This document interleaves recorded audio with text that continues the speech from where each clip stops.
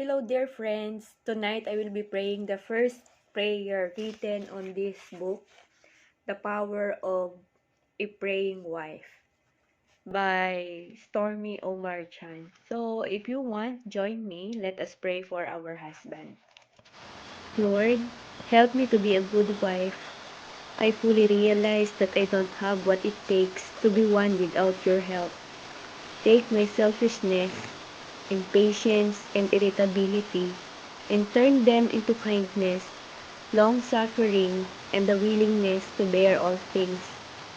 Take my old emotional habits, mindsets, automatic reactions, rude assumptions, and self-protective stance, and make me patient, kind, good, faithful, gentle, and self-controlled. Take the hardness of my heart and break down the walls with your battering ram of revelation. Give me a new heart and work in me your love, peace, and joy. I am not able to rise above who I am at this moment. Only you can transform me. Show me where there is sin in my heart, especially with regard to my husband. I confess the times I've been unloving, critical, angry, resentful, disrespectful, or unforgiving toward him.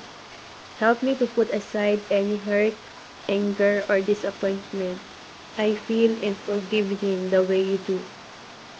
Totally and completely, no looking back. Make me a tool of reconciliation, peace, and healing in this marriage. Enable us to communicate well and rescue us from the threshold of separation where the realities of divorce begin. Make me my husband's helpmate, companion, champion, friend, and support.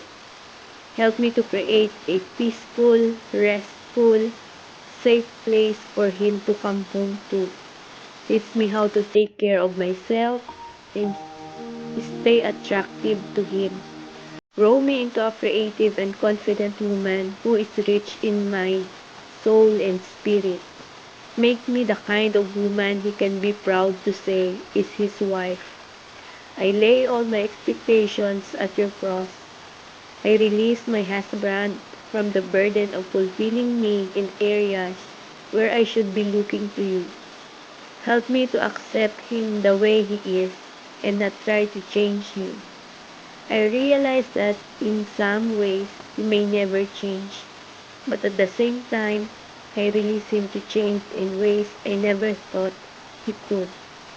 I leave any changing that needs to be done in your hands, fully accepting that neither of us is perfect and never will be. Only you, Lord, are perfect, and I look to you to perfect us. Did you pray with me? If so, God bless us. God bless our marriages.